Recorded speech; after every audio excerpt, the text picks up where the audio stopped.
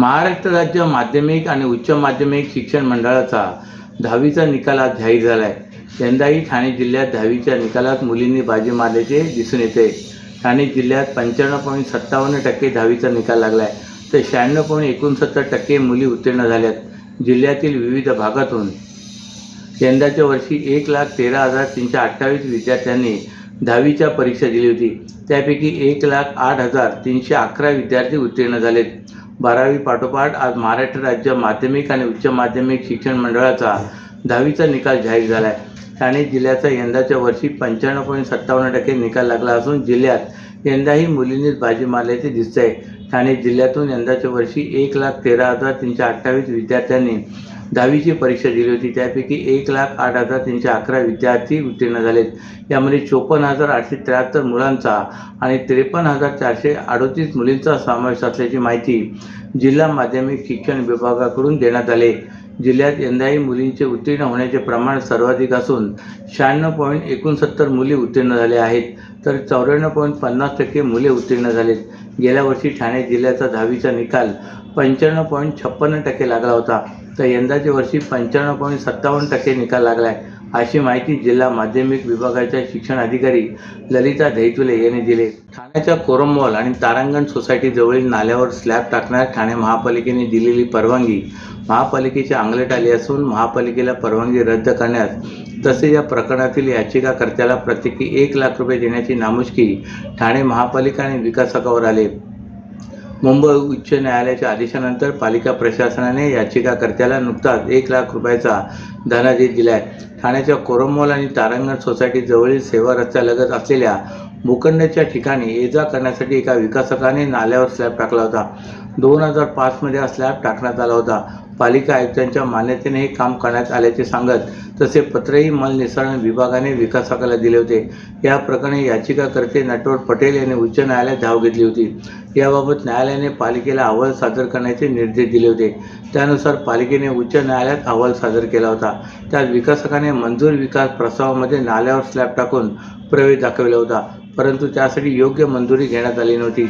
हा स्लॅब अनधिकृतरित्या बांधल्यामुळे ठाणे महापालिकेतर्फे 15 मे 2004 रोजी नोटीस देण्यात आली होती। विकासकाने नोटिशीला 18 मे 2024 रोजी उत्तर दिले होते। त्यानंतर पालिकेने 9 ऑगस्ट 2004 रोजी नोटिसा देऊन स्लॅब काढून टाकण्याचे विकासकाला आदेश दिले होते।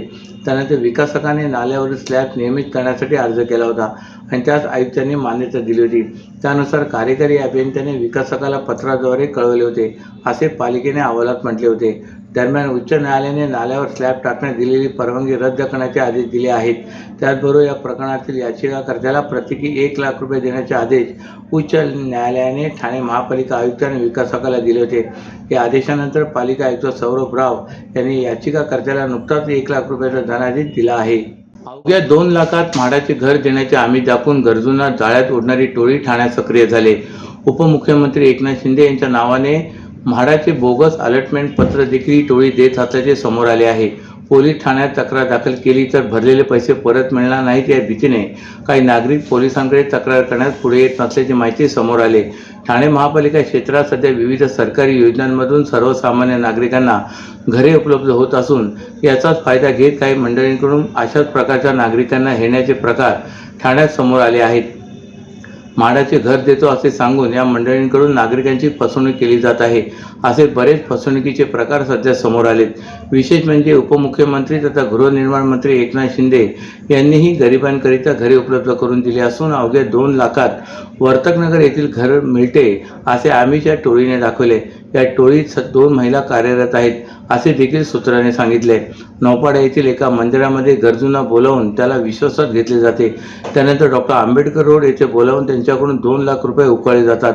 टोळीकडून म्हाडाच्या अधिकाऱ्यांची सही असलेले बोगस प्रमाणपत्र देखील नागरिकांना देण्यात येत आहे, ज्यामध्ये त्यांना म्हाडाचे घर लागले असल्याचे नमूद करण्यात येत असून म्हाडाच्या अधिकाऱ्यांचे नाव, त्यांचा हुद्दा देखील नमूद करण्यात येत असल्याने या बोगस प्रमाणपत्राला सर्वच नागरिक फसत असल्याचे निदर्शनास येत आहे।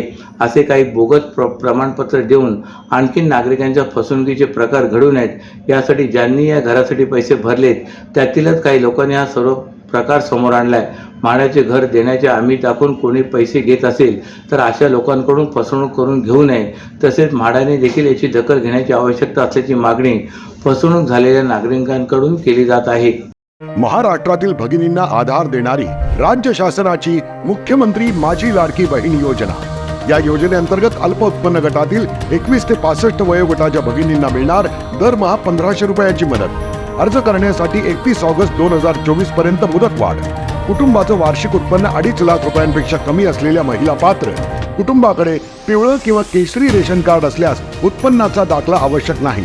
पांढरं रेशन कार्ड असेल किंवा रेशन कार्ड नसेल तर कुटुंबाचं वार्षिक उत्पन्न 2.5 लाखांपेक्षा कमी असल्याचा दाखला आवश्यक। योजनेसाठीचा ऑनलाईन अर्ज नारी शक्ती दूत ॲपवरून किंवा पोर्टलवर भरता येईल। ज्या भगिनींना ऑनलाईन अर्ज भरता येत नसेल त्यांच्यासाठी अंगणवाडी, ग्रामपंचायत, वॉर्ड ऑफिस, सेतू सुविधा केंद्रामध्ये किंवा आशाताई बचत गटाच्या CRP यांची मदत उपलब्ध।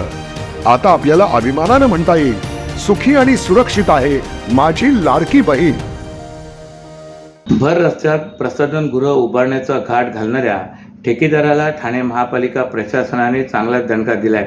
ठाण्याच्या वर्तकनगर येथील स्थानिक रहिवासी आणि महाराष्ट्र नवनिर्माण सेनेच्या पाठपुराव्याने प्रशासनाने हे काम तात्काळ थांबवण्याचे निर्देश दिलेत।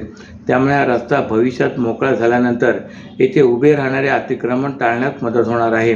ठाणे महानगरपालिकेच्या वर्तकनगर प्रभाग समिती क्षेत्रातील पोखरण रोड क्रमांक 1 वर थिराणी शाळेजवळ सुरू असलेले सार्वजनिक प्रसाधनगृहाचे बांधकामाच्या ठिकाणी निवडीवरून नागरिकांमध्ये नाराजी होती। मनसेचे विभाग अध्यक्ष संदीप पाचंगे यांनी ही जागा बदलण्याची मागणी केली होती। हे प्रसाधनगृह सुरुवातीला हरदासनगर नाक्याजवळ उभारल्याचे नियोजित होते, मात्र काही कारणास्तव ते थिराणी शाळेजवळ हलवण्यात आले। या प्रकल्पासाठी 23 जून 2022 रोजी ठेकेदाराला कामाचे आदेश दिले होते, मात्र 22 महिन्याहून अधिक कालावधी उलटूनही काम पूर्ण झाले नव्हते। येऊरमधील 2 बंगल्यांमध्ये 2 बलात्कार झालेत। हे दोन्ही बंगले बेकायदा आहेत, परंतु ते बंगले का तोडले नाहीत? येऊरमधील वातावरणाला जबाबदार कोण? रात्री बाहेरील लोक तिथे सोडली कशी जातात? तेथे 500 रुपयात बलात्कार करण्याची परवानगी दिली जात आहे, असा गंभीर आरोप राष्ट्रवादीचे शरद पवार गटाचे आमदार जितेंद्र आव्हाड यांनी केला आहे। तसेच उत्पादन शुल्क विभाग येथे मद्याचा परवाना देतेच कसे, याचे उत्तर उत्पादन शुल्क विभागाच्या मंत्र्यांनी द्यावे, असंही आव्हाड म्हणाले। संजय गांधी राष्ट्रीय उद्यानातील येऊर वन परिक्षेत्रातील मागील काही वर्षापासून मोठ्या प्रमाणात बेकायदा बांधकामे उभी राहिली। येऊरचे जंगल संवेदनशील क्षेत्र असतानाही अनेकदा रात्रीच्या वेळेत येथे पार्ट्या आयोजित केल्या जातात। काही दिवसांपूर्वी येऊरमध्ये बलात्काराची घटना घडली होती। या घटनेनंतर पुन्हा एकदा येऊरमध्ये रात्री सुरू असलेल्या पार्ट्या आणि बेकायदा बांधकामांविषयी प्रश्न उपस्थित झाले होते। आमदार जितेंद्र आव्हाड यांची मुलगी नताशा हिने पर्यावरणवादी कार्यकर्त्यांसोबत एकत्र येऊन येऊरच्या उपवन येथील प्रवेशद्वाराजवळ आंदोलन केले होते। त्यावेळी येऊरमधील हॉटेल व्यावसायिकांसोबत त्यांची बाचाबाची सुद्धा झाली होती। येऊरच्या बेकायदा बांधकामांबाबत आव्हाड यांनी प्रश्नचिन्ह उपस्थित केले। आव्हाड हे माध्यमांशी संवाद साधत असताना त्यांनी गंभीर आरोप केले। संजय गांधी राष्ट्रीय उद्यानात मद्य परवाना दिला कसा जातो, याचे उत्तर उत्पादन शुल्क विभागाच्या मंत्र्यांनी सचिवांनी द्यावे, तर अनधिकृत बांधकामांमध्ये बारचा आणि मद्याचा परवाना दिला जाऊ नये असा कायदा असतानाही तुम्ही कसा परवाना दिला, असा प्रश्न आव्हाड यांनी उपस्थित केला आहे।